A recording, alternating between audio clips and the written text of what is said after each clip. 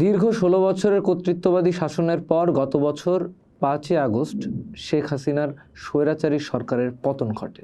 সেই ঘটনায় গোটা দেশের সাধারণ মানুষ আনন্দে ফেটে পড়েছিল। ক্ষমতাচ্যুত হওয়ার কয়েকদিন আগে শেখ হাসিনা জামায়াতে ইসলাম ও তাদের ছাত্র সংগঠন ছাত্র শিবিরকে নিষিদ্ধ করে। আওয়ামী লীগের পতনের পর অন্তর্বর্তী সরকার এসে সেই নিষিদ্ধের আদেশ বাতিল করে। অন্যদিকে জামাতের অভিযোগ ছিল দল হিসেবে তাদের উপর নানা রকম অত্যাচার, নিপীড়ন ও হামলা হয়েছে। যেমন হামলা মামলার শিকার হয়েছে দেশের অন্যতম বড় দল বিএনপিও। এরপর গণঅভ্যুত্থানে ভূমিকা রাখা এবং জুলাই আন্দোলনের বিভিন্ন প্ল্যাটফর্মে জামাত শিবিরের অংশগ্রহণ ও উপস্থিতি দৃশ্যমান হয়ে ওঠে দিনে দিনে। বলা যায় জামাতে ইসলামী তাদের পুনরুজ্জীবনের সময়টা দারুণভাবে কাজে লাগায় এবং জুলাইয়ের স্টেক হোল্ডারদের কেউ কেউ বলতে শুরু করেন জুলাই আন্দোলন জামাতের জন্য কাফফারা। যাই হোক, এই নিয়ে নেট দুনিয়ায় পানি অনেক দূরে গড়ালেও এরপর প্রায় প্রতিদিনই আমরা দেখেছি বিভিন্ন সভা সমিতি ও সংবাদ মাধ্যমে জামাতের দাপটে উপস্থিতি। জামাতের শীর্ষস্থানীয় নেতাদের সারা দেশে ঘুরে দলীয় সভা ছাড়াও জনসংযোগমূলক বিভিন্ন কর্মসূচি পালন করতে দেখা যায়। হিন্দুদের মন্দিরে গিয়ে অভয় দেয়া, সব সংখ্যালঘু গোষ্ঠীর প্রতিনিধিকে নিয়ে মিটিং করে তাদের জামাতের ব্যানারের নিচে থাকতে অনুরোধ জানানো এবং জামাতের অধীনে নির্বাচন করারও প্রস্তাব আসে তাদের জন্য। অবস্থা দৃষ্টে মনে হচ্ছিল দেশের জনগণের অনেকেই জামাতের পুরনো রাজনীতি ভুলে গিয়ে তাদের পেছনে গিয়ে দাঁড়িয়েছে। কিন্তু সময় যত যাচ্ছে জামাতের রাজনীতি কিছুটা গতি হারাচ্ছে বলে মনে করছেন রাজনৈতিক বিশ্লেষকরা। শিক্ষক ও রাজনৈতিক বিশ্লেষক সালেউদ্দিন আহমেদ তার এক কলামে বলছেন, আওয়ামী লীগের দীর্ঘ স্বৈরশাসন আমলে জামাতে ইসলামের রাজনীতি ছিল কিছুটা বিএনপির ছত্রছায়ায়। জুলাই গণঅভ্যুত্থানের পর বিএনপির হাঁড়িতে ভাত খাওয়া জামাত যেন অনেকটা সেই হাঁড়ি ভেঙে ফেলেছে। বিএনপি ও জামাতের রাজনীতি এখন প্রতিদ্বন্দ্বিতামূলক। অভ্যুত্থানের পর বিভিন্ন বিষয়ে বিএনপির সঙ্গে তাদের বাগবিতণ্ডা আর বিষোদ্গার এখন প্রকাশ্য। নানা ইস্যুতে বিভিন্ন রাজনৈতিক বক্তব্যে বিএনপির বিপক্ষে জামাতের অবস্থান এখন স্পষ্ট হয়ে উঠতে দেখা যাচ্ছে। যেমন সংস্কার বনাম নির্বাচন, নির্বাচনের সময়সূচি, রাষ্ট্রপতিকে অপসারণ, সংবিধান বাতিল বনাম সংশোধন ইত্যাদি প্রতিটি বিষয়ে ভিন্নমত ছিল জামাতের। এসব ইস্যুতে দুই দলের নেতাদের বাকযুদ্ধও আমরা দেখেছি সম্প্রতি। যেমন ২০২৪ সালের অক্টোবরে বিএনপি নেতা গয়েশ্বরচন্দ্র রায় বলেন, কিছু কিছু রাজনৈতিক দল আছে তাদের কর্মকাণ্ড দেখলে মনে হয় তারাই ক্ষমতায় আসছে। জামাতের আমির শফিকুর রহমান তার পাল্টা জবাবে ২৭ ডিসেম্বর দলটির কর্মী সম্মেলনে বলেন, একদল চাঁদাবাজ পালিয়েছে, আরেক দল চাঁদাবাজিতে লেগে গেছে।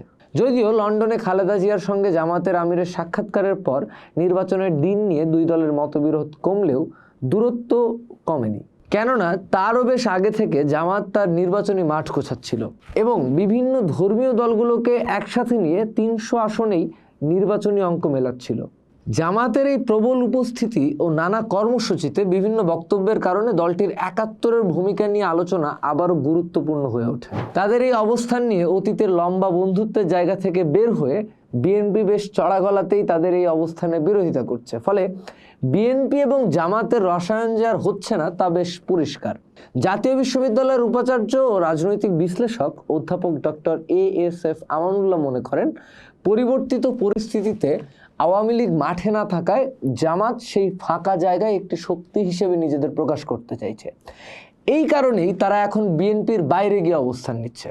এদিকে নতুন রাজনৈতিক দল এনসিপির জন্মলগ্ন থেকেই জামাতমুখিতা নিয়ে এক ধরনের প্রশ্ন ছিল জনমনে। জুলাই অভ্যুত্থানের সব পক্ষের মতো জামাত শিবিরেরও জোরালো ভূমিকা থাকায় একাত্তর প্রশ্নটি নিয়ে তখন কেউ ঘাঁটায়নি। ছাত্র নেতারাও জামাতের একাত্তরের ভূমিকা নিয়ে কোনো প্রশ্ন বা সমালোচনা থেকে দূরেই ছিলেন। তবে এই হিসাব অনেকটাই বদলে গেল আওয়ামী লীগ নিষিদ্ধ হওয়ার পর। তারাই ক্রমান্বয়ে মুক্তিযুদ্ধে জামাতের ভূমিকা নিয়ে প্রশ্ন তুলতে শুরু করলেন। এছাড়া যেসব জামাতপন্থী বা তাদের সাবেক ছাত্র নেতারা এনসিপি নেতাদের ঘনিষ্ঠ ছিলেন এবং এনসিপিতে যুক্ত থাকার কথা ছিল, তাদের মধ্যে সম্পর্ক উচ্ছেদ ঘটল এবং তারা নিজেরাই ভিন্ন সংগঠন তৈরি করলেন। গণঅভ্যুত্থানে উজ্জীবিত জামাতের সঙ্গে অন্যদের সম্পর্কের টানাপোড়েন কেন? এই শিরোনামের কলামে সালেউদ্দিন আহমেদ বলছেন, এসব কারণই সম্প্রতি এনসিপিপন্থী নেতাদের তীব্র জামাত বিরোধিতার পালে বাতাস দিচ্ছে। এর সাথে যোগ হয়েছে শাহবাগে জামাতপন্থীদের জাতীয় সঙ্গীতের বিরোধিতা এবং গোলাম আজমকে নিয়ে বিতর্কিত স্লোগান। এই ঘটনা ছিল সবার জন্য একটি টার্নিং পয়েন্ট। এই ঘটনার মধ্য দিয়েই একাত্তরে জামাতের ভূমিকার বিষয়টি আবারও আলোচনা সমালোচনার ইস্যু হয়ে উঠল রাজনীতিতে। নতুন রাজনৈতিক দল এনসিপিও মুক্তিযুদ্ধের বিষয়ে তাদের অবস্থান স্পষ্ট করলো, যার ফলে জামাতের সঙ্গে এনসিপির আদর্শিক ফারাক স্পষ্ট হয়ে উঠল। সামাজিক যোগাযোগ মাধ্যমে আর গণমাধ্যমে পাওয়া যাচ্ছে সেসব বয়ানের উপস্থিতি। যেমন এনসিপির মুখ্য সমন্বয়ক নাসিরউদ্দিন পাটোয়ারি বলছেন, যদি কোনো গোষ্ঠী বা কোনো পক্ষ একাত্তরকে বাইপাস করে রাজনীতি করতে চায়, তাদের রাজনীতিটা বুমেরাং হবে। শিক্ষক ও রাজনৈতিক বিশ্লেষক জাহিদুর রহমান বলছেন, জামাত নিজেও জানে ওরা নির্বাচনে জিতবে না, তাই বারবার প্রপোর্শনাল রিপ্রেজেন্টেশনের কথা বলে। 96-এর নির্বাচনে জামাতের 20,000 ভোট ম্যাটার করলেও ওই অবস্থা কি এখন আছে? জামাতের ওই 20-30 হাজার ভোট বিএনপির কাছে ম্যাটার করে না। ফলে জামাতের ভেতরে একটা সিরিয়াস ইনসিকিউরিটি আছে। সেক্ষেত্রে কিছু প্রশ্ন সামনে আসে। জুলাই অভ্যুত্থানের পর জামাতে ইসলামী যতটা সরব হয়েছিল, এখন কি তাহলে সেই অবস্থানে তারা নেই? নির্বাচনী মাঠ একা দখল করতে গিয়ে বিএনপির বন্ধুত্বকে হারাচ্ছে জামাত? এই মুহূর্তে 71-এর প্রশ্নে জামাতে ইসলামী কি তাদের নিজস্ব রাজনীতি করে যাবে? উত্তর সময়ই দেবে। পোস্ট দেখুন, ভাবুন, করুন, থাকুন পোস্টের সাথে।